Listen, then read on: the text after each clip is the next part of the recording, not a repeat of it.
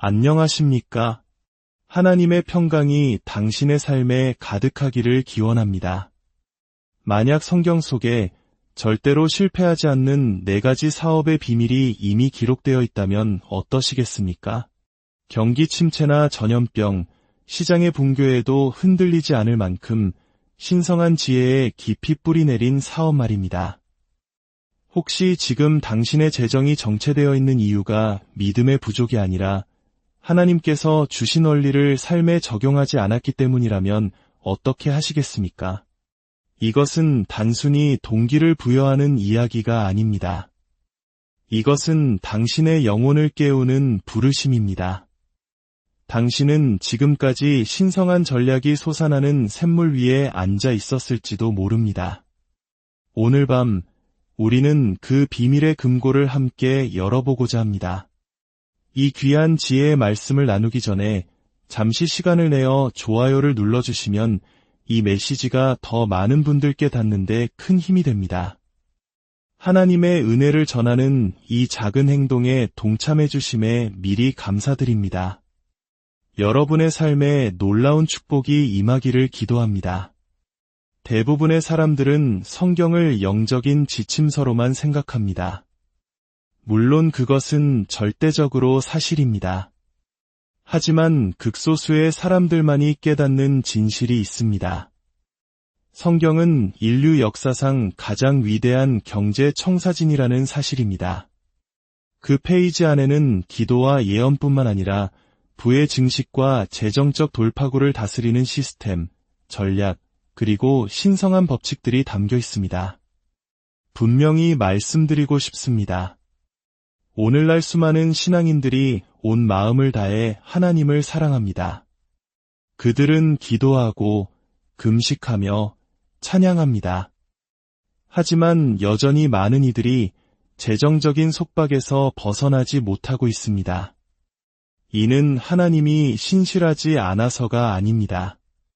그분께서 이미 우리에게 주신 원리들을 간과했기 때문입니다.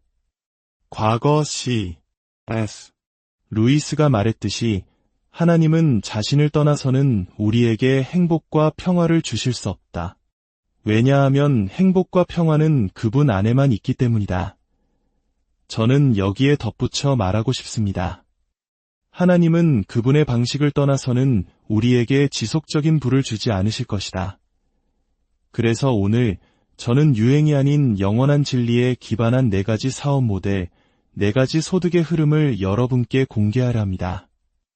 이 원리들은 성경 말씀에 굳건히 닻을 내리고 있으며 당신이 이 길을 걸을 때 당신은 단순히 직업을 만드는 것이 아니라 하나님께서 주신 소명을 세우게 될 것입니다. 첫 번째 신성한 사업 모델입니다. 바로 소득원의 다각화입니다. 전도서 11장 2절은 이렇게 말합니다. 7에게나 8에게 나눠 줄지어다 무슨 재앙이 땅에 임할는지 내가 알지 못함이니라. 보십시오. 성경은 이미 우리에게 한 가지 수입원에만 의존하지 말라고 가르칩니다. 모든 계란을 한 바구니에 담지 말라는 현대의 투자격언은 이미 수천 년 전 하나님의 말씀에 기록되어 있었습니다. 폭풍우는 반드시 올 것이고 경제는 흔들릴 것이며 오직 신성한 다각화를 이룬 자만이 굳건히 서 있을 것이기 때문입니다. 생각해 보십시오. 노아의 방주는 단 하나의 나무 판자로 떠 있지 않았습니다. 수많은 나무 판자가 모여 만들어졌습니다. 당신의 재정 생활도 이와 같아야 합니다. 어쩌면 당신은 지금 하나의 직장에서 일하고 있을지 모릅니다. 하지만 하나님께서는 그 이상의 재능을 당신에게 주셨습니다. 당신에게 가르치는 은사가 있습니까? 그렇다면 왜 멘토링을 시작하지 않습니까? 글을 쓰는 재주가 있습니까? 그렇다면 왜 묵혀두었던 책을 출판하지 않습니까? 당신만의 전문 지식이 있습니까? 그렇다면 왜 그것을 온라인 강의나 컨설팅 서비스로 제공하지 않습니까? 잠언 31장에 나오는 현숙한 여인은 종종 그녀의 덕성으로 칭송받습니다. 하지만 자세히 들여다보십시오. 그녀는 상품을 수입하고 무역을 하며 포도원을 가꾸고 옷을 만들어 팝니다. 한 장의 성경 안에 4가지의 사업이 등장합니다. 그녀는 단지 공급을 위해 기도만 한 것이 아닙니다. 그녀는 번영을 위해 스스로 준비했습니다. 지금 당신에게 묻습니다. 두려움이나 미루는 습관 아래 당신이 묻어둔 은사는 무엇입니까? 그 은사를 주신 하나님께서는 그것이 죽어 없어지길 원치 않으십니다. 그분은 그것이 배가 되기를 원하십니다. 두 번째 신성한 사업 모델은 태초부터 존중받아온 것입니다. 바로 토지, 부동산입니다. 창세기 13장 14절에서 15절, 하나님께서 아브라함에게 말씀하십니다. 너는 눈을 들어 너 있는 곳에서 북쪽과 남쪽 그리고 동쪽과 서쪽을 바라보라 보이는 땅을 내가 너와 내 자손에게 주리니 영원히 이르리라. 성경에서 땅은 단순히 흙이 아닙니다. 그것은 유산이며 정체성이며 언약입니다. 하나님께서 그의 백성을 축복하실 때 그 축복을 땅과 연결짓지 않으시는 경우를 찾아볼 수 없을 것입니다. 왜일까요? 땅은 고정되어 있고 한정되어 있기 때문입니다. 그것은 하나님의 나라가 그려지는 캔버스와 같습니다. 우리 민족에게도 땅은 특별한 의미를 가집니다. 전쟁의 폐허 속에서 내 집 마련의 꿈을 꾸며 기적적인 경제 성장을 이뤄낸 우리 부모님 세대의 땀과 눈물을 기억한다면 땅이 주는 안정감과 유산의 가치를 누구보다 깊이 이해할 수 있을 것입니다. 예수님께서 이 땅에 계실 때에도 밭과 포도원, 추수에 대한 비유로 가르치셨습니다. 이것들은 단순한 은유가 아니었습니다. 그것은 사업 전략이었습니다. 그러므로 당신에게 말씀드립니다. 만약 하나님께서 당신에게 능력과 기회, 그리고 거룩한 마음의 이끌림을 주셨다면 아주 작은 땅 한 조각이라도, 농지 한 떼기라도, 혹은 작은 임대 공간이라도 어딘가에서 시작하십시오. 부동산은 단지 인간의 사업 수완이 아닙니다. 그것은 유산을 남기시는 하나님의 모델입니다. 자동차는 녹슬고 기계는 고장나며 현금은 가치가 떨어지지만 땅은 영원히 남기 때문입니다. 그리고 땅은 인간이 만들지 않은 유일한 자산입니다. 그것은 하나님으로부터 직접 왔습니다. 세 번째 사업 모델은 물질적인 것이 아닙니다. 그것은 정신적인 것입니다. 바로 하나님께서 당신 안에 두신 지혜와 통찰, 그리고 경험입니다. 잠언 4장 7절은 말합니다. 지혜가 제일이니 지혜를 얻으라. 내가 얻은 모든 것을 가지고 명철을 얻을지니라. 지식은 화폐이며 결코 가치가 떨어지지 않는 유일한 부의 형태입니다. 당신은 공장을 소유하지 않았을 수도 있습니다. 투자자가 없을 수도 있습니다. 하지만 당신이 고통을 이겨냈다면, 특별한 경험을 쌓았다면, 어떤 문제를 해결해 본 적이 있다면 당신은 이미 당신 안에 수익성 있는 상품을 가지고 있는 것입니다. 어쩌면 당신은 20년 동안 교사로 일했을 수 있습니다. 그 경험을 온라인 아카데미로 전환해 보는 것은 어떻습니까? 중독을 극복한 경험이 있습니까? 다른 사람들이 똑같은 승리를 거둘 수 있도록 코칭하는 것은 어떻습니까? 4명의 자녀를 성공적으로 키워냈습니까? 힘들어하는 어머니들을 위한 책을 쓰는 것은 어떻습니까? 모든 간증에는 가치가 있습니다. 모든 교훈에는 가격이 있습니다. 하나님의 경제 안에서는 어떤 것도 낭비되지 않습니다. 세상은 당신이 단지 무엇을 하느냐가 아니라 무엇을 아느냐에 대해 기꺼이 대가를 지불할 것입니다. 더 많이 배울수록 더 많이 벌 수 있습니다. 하지만 단순히 정보에만 머물지 마십시오. 계시를 추구하십시오. 하나님으로부터 오는 지식은 수익성이 있을 뿐만 아니라 초자연적이기 때문입니다. 이제 네 번째 성경적 사업 모델에 대해 이야기해 보겠습니다. 바로 운송, 그리고 제가 움직임의 경제학이라고 부르는 것입니다. 운송. 그건 너무 평범하게 들리는데라고 생각하실지도 모릅니다. 하지만 제가 심오한 것을 보여드리겠습니다. 창세기 45장 19절에서 파라오가 요셉에게 말합니다. 이제 명령을 받았으니 너희는 이같이 하라. 너희는 애굽 땅에서 수레를 가져다가 너희의 자녀와 아내를 태우고 너희의 아버지를 모셔오라. 왜였을까요? 운송수단이 있었기에 한 가족이 구원받고 미래의 한 민족이 보존될 수 있었기 때문입니다. 후에 예수님께서 태어나셨을 때 요셉과 마리아는 어떻게 헤로데 학살을 피했습니까? 애굽으로의 여정, 즉 움직임이 메시아를 구했습니다. 움직임은 접근성을 만들고 접근성은 기회를 만들며 기회는 공급을 창출합니다. 실질적인 용어로 설명해 보겠습니다. 당신의 차고에 세워져 있는 자동차는 단순한 출퇴근 수단 이상이 될 수 있습니다. 그것은 배달 서비스, 이동식 과외 교실, 차량 공유 사업, 혹은 이동기도 사역이 될 수 있습니다. 오토바이, 자전거, 트럭. 그것은 단지 교통수단이 아닙니다. 그것은 사용되기를 기다리는 변화의 도구입니다. 경제는 돈만으로 움직이지 않습니다. 그것은 움직임으로 돌아갑니다. 하나님은 언제나 그분이 주신 것을 기꺼이 운반하려는 자들을 통해 역사하셨습니다. 바울 사도를 생각해 보십시오. 그는 한 곳에 머물지 않았습니다. 그는 여행하며 편지를 전하고 진리를 퍼뜨렸습니다.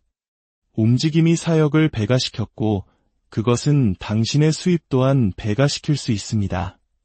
그러니 하나님께서 당신에게 움직일 수단을 주셨다면 그것을 가만히 세워두지 마십시오.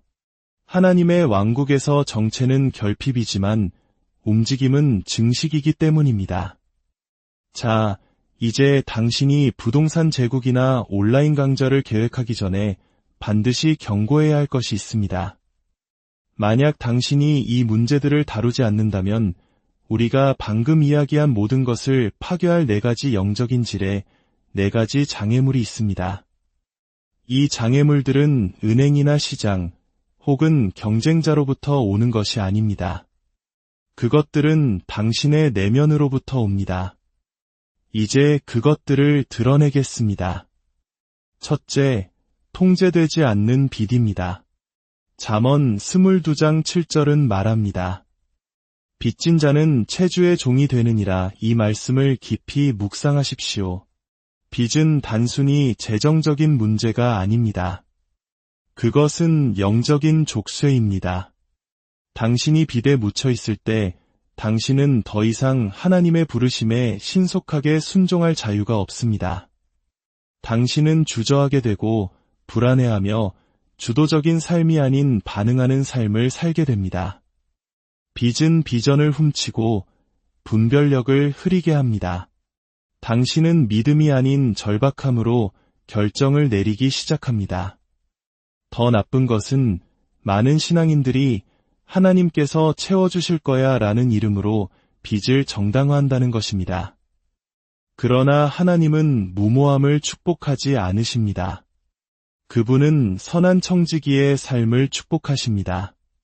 그러니 만약 당신이 빚 가운데 있다면 지금이 바로 그것을 직면할 때입니다. 불필요한 지출을 끊고 상환 조건을 재협상하며 지혜를 구하고 도움을 청하십시오. 그리고 담대하게 기도하십시오. 파라오의 시스템 안에서 살면서 하나님의 청사진을 세울 수는 없기 때문입니다. 둘째, 게으름과 훈련의 부족입니다. 잠언 13장 4절은 말합니다. 게으른 자는 마음으로 원하여도 얻지 못하나 부지런한 자의 마음은 풍족함을 얻느니라. 하나님은 아이디어를 주시지만 소득을 직접 주시지는 않습니다. 그분은 기회를 주시지만 하룻밤에 성공을 주시지는 않습니다. 사랑하는 마음으로 말씀드립니다. 만약 당신이 행동 없이 꿈만 꾼다면 당신은 하나님의 왕국으로부터 그 열매를 도둑질하고 있는 것입니다. 오늘날 많은 그리스도인들이 완벽한 때를 기다리고 있습니다. 하지만 유일하게 완벽했던 때는 어제였습니다. 두 번째로 좋은 때는 바로 지금입니다. 게으름은 미루는 습관, 실패에 대한 두려움, 완벽주의, 행동 없는 끊임없는 계획 등 여러 가지 가면을 쓰고 나타납니다. 그러나 당신이 움직일 때 하늘도 움직입니다. 행함이 없는 믿음은 죽은 것이며 실행 없는 아이디어는 공허한 기도일 뿐입니다. 그러니 일어나십시오. 그 아이디어를 상품으로 바꾸고 그 대화를 판매로 연결하십시오. 서툴게 시작하더라도 거룩하게 시작하십시오. 성실함은 화려하지 않지만 초자연적인 힘을 가집니다. 셋째, 잘못된 동기입니다. 야고보서 4장 3절은 말합니다. 구하여도 받지 못함은 정욕으로 쓰려고 잘못 구하기 때문이라 당신은 왜 부를 원하십니까? 이것은 대부분의 사람들이 스스로에게 결코 묻지 않는 질문입니다. 그러나 하나님은 당신이 무엇을 세우는지만 보시는 것이 아니라 당신이 왜 그것을 세우는지를 보십니다. 만약 당신의 동기가 교만이라면 그분은 당신을 낮추실 것입니다. 당신의 동기가 자랑하고 경쟁하고 다른 사람보다 돋보이려는 것이라면 그분은 당신을 막으실 것입니다. 만약 당신의 동기가 자기 영광이라면 그분은 그것이 무너지도록 내버려 두실 것입니다. 그러나 당신의 마음이 섬기고 축복하고 복음을 후원하고 다른 사람들을 일으켜 세우고 가난한 자들을 돕기 위한 것이라면 준비하십시오. 하나님은 그분이 기뻐하시는 일에 자금을 대시기 때문입니다. 당신의 사업을 개인적인 제국이 아닌 하나님 나라의 재단으로 만드십시오. 하나님께서 당신에게 부를 맡길 수 있다는 것을 아실 때 그분은 결코 그것을 아끼지 않으실 것입니다. 넷째, 하나님 나라에 심지 않는 것입니다. 잠언 11장 24절은 말합니다. 흩어 구제하여도 더욱 부하게 되는 일이 있나니 과도히 아껴도 가난하게 될 뿐이니라.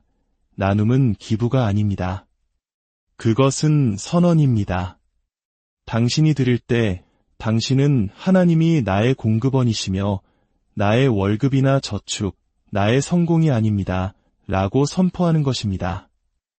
그럼에도 불구하고 너무나 많은 신앙인들이 씨앗을 심기를 거부함으로써 스스로의 축복을 가로막고 있습니다. 그들은 결핍을 두려워하여 움켜집니다. 그리고 움켜짐으로써 공급의 강물을 말려버립니다. 재정적으로 자유로워지고 싶으십니까? 그렇다면 영적으로 관대해져야 합니다. 11조를 드리고 헌금을 하며 사역을 후원하고 과부를 돕고 굶주린 자를 먹이며 복음을 후원하십시오. 당신이 하나님께 드릴 때 당신은 하나님을 위한 공간을 만드는 것이기 때문입니다. 하늘의 흐름은 주라 그리하면 너희에게 줄 것이니입니다. 만약 당신이 흘려보내지 않는다면 아무것도 돌아올 수 없습니다. 오늘 당신의 마음에 이 말씀을 드리고 싶습니다. 하나님은 당신을 축복하기 원하십니다. 그러나 얕고 덧없으며 소셜미디어에 자랑하기 위한 방식이 아닙니다. 그분은 당신을 굳건히 세우고 뿌리내리게 하시며 당신 이후의 세대까지 영향을 미칠 방식으로 번성하게 하시길 원합니다. 그러나 그것은 이 한 가지 결정에서 시작됩니다. 당신은 순종하시겠습니까? 단지 돈을 위해 기도하는 것이 아니라 기적을 기다리는 것이 아니라 실제로 그분의 말씀을 적용하시겠습니까? 그분이 이미 기록해두신 지혜를 가지고 그것으로 당신의 삶을 세워나가시겠습니까? 번영은 돈에서 시작되지 않습니다. 그것은 훈련에서, 분별력에서, 신성한 순종에서 시작됩니다. 지금 당신의 마음에, 당신의 야망에, 그리고 당신의 영혼에 말씀드립니다. 당신이 방금 들은 것은 단순한 재정 조언이 아닙니다. 이것은 신성한 지침이며 하늘에서 당신에게 보내는 개인적인 초대장입니다. 바로 지금 하나님은 당신을 생존의 광야에서 불러내어 청지기로서의 약속의 땅으로 인도하고 계십니다. 그분은 당신에게 더 열심히 일하라고 요구하시는 것이 아닙니다. 그분은 당신의 마음과 습관, 그리고 재정을 그분의 방식에 맞추라고 요청하고 계십니다. 세상은 성공이 지름길과 유행을 쫓는 것, 이기기 위해 무엇이든 하는 것에 있다고 말할 것입니다. 그러나 성경은 더 깊은 것을 드러냅니다. 진정한 분은 숫자로 측정되는 것이 아니라 순종으로 측정됩니다. 번영은 목적지가 아닙니다. 그것은 과정입니다. 당신이 하나님의 원리에 순종하여 내딛는 모든 발걸음은 당신의 미래를 위해 심는 씨앗입니다. 잠시 눈을 감아보십시오. 주변의 소음을 잠재우고 당신의 영이 듣게 하십시오. 주님께서 당신을 안락함에서 불러내시는 음성이 들리십니까? 그분께서 당신이 무시해왔던 사업 아이디어를 상기시켜주고 계십니까? 그분께서 당신에게 담대하고 용감하며 마침내 행동하라고 촉구하고 계십니까? 지금 그분께 여쭈십시오. 주님, 제가 어디에서 불순종했습니까? 어디에서 듣기를 멈췄습니까? 저의 재정 안에서 제가 어디에서 주님을 제한했습니까? 서두르지 마십시오. 하나님은 침묵하지 않으십니다. 그분은 순종하고자 하는 자에게 항상 말씀하십니다. 만약 당신이 하늘이 인정하는 종류의 번영 속으로 들어가길 준비가 되었다면 이제 저와 함께 기도하기를 원합니다. 숨을 깊이 들이쉬고 소리내어 고백하십시오. 하늘에 계신 아버지, 저는 일하는 자로서만이 아니라 예배자로서 주님 앞에 나아옵니다. 모든 좋은 것이 주님으로부터 온다는 것을 인정합니다. 주님은 저의 공급원이시며 저의 예비자이시며 저의 비전의 주인이십니다. 주님의 음성을 따르기보다 돈을 쫓았던 시간들을 용서하여 주시옵소서. 주님의 지혜를 따르기보다 저의 방식대로 하려고 했던 것을 용서하여 주시옵소서. 오늘 저의 은사, 사업, 시간, 자원, 모든 것을 주님께 내어드립니다. 주님의 말씀에 따라 세워나가는 법을 보여주시옵소서. 제가 눈멀었던 곳, 묶여있던 곳, 게을렀거나 두려워했던 곳을 드러내 주시옵소서. 바로 지금 선포합니다. 저는 더 이상 빚의 포로가 되지 않겠습니다. 저는 더 이상 두려움으로 행동하지 않겠습니다. 저는 더 이상 명예나 지위를 쫓지 않겠습니다. 저는 믿음으로, 목적으로, 그리고 진리로 행동할 것입니다. 저의 손이 하는 일을 축복해 주시되 저의 유익을 위해서가 아니라 주님의 영광을 위하여 사용하여 주시옵소서. 제가 하는 모든 것이 주님의 나라를 반영하게 하소서. 신성한 아이디어와 초자연적인 훈련, 거룩한 창의력, 그리고 사람들과 천사들로부터 오는 은총을 주시옵소서. 예수님의 이름으로 저의 재정의 돌파구를 선포합니다. 저의 소명의 명확함을 선포합니다. 그리고 정체되어 있던 모든 영역의 증가를 선포합니다. 제가 순종할 때 주님께서 공급하실 것을 믿습니다. 제가 드릴 때 주님께서 배가시키실 것을 믿습니다. 제가 걸을 때 주님께서 문을 여실 것을 믿습니다. 저의 사업이 사역이 되게 하시고 저의 재정이 간증이 되게 하시며 저의 삶이 하나님은 신실하시다 라고 외치는 유산이 되게 하옵소서. 예수님의 이름으로 기도드립니다. 아멘. 기도하셨다면 이제 뒤로 물러서지 마십시오. 벼락이 치기를 기다리지 마십시오. 성령님은 종종 당신이 움직일 때 함께 움직이십니다. 홍해는 모세가 발을 내디딜 때까지 갈라지지 않았습니다. 그러니 오늘 이 메시지와 일치하는 단 한 가지 일을 하십시오. 당신의 사업 아이디어를 적어보십시오. 미뤄왔던 부업을 시작하십시오. 멘토와 대화하십시오. 당신의 기술 목록을 작성하십시오. 당신의 삶 모든 결정이 기도로 덮이고 모든 재정이 경외함으로 관리되며 모든 발걸음이 당신의 자아가 아닌 그분의 나라를 위해 나아가게 하십시오. 당신이 재정에 있어 하나님과 동행할 때 실패는 더 이상 선택지가 아니기 때문입니다. 마지막으로 이 말씀을 남깁니다. 당신의 사업은 돈에 관한 것이 아닙니다. 그것은 사명에 관한 것입니다. 당신이 만질 영혼들, 당신이 먹일 가족들, 당신이 터뜨릴 간증에 관한 것입니다. C.S. 루이스는 말했습니다. 하늘을 겨냥하면 땅은 덤으로 얻을 것이요, 땅을 겨냥하면 둘 다 잃을 것이다.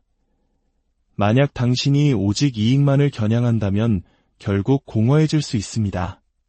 그러나 당신이 목적, 즉 하나님의 뜻을 겨냥한다면 당신은 상상했던 것 이상을 얻게 될 것입니다.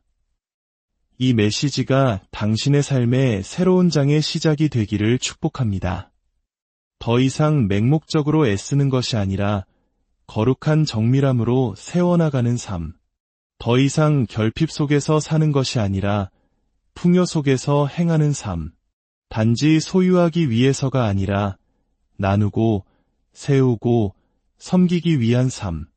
왜냐하면 이것은 단지 사업이 아니기 때문입니다. 이것은 하나님 나라의 일입니다.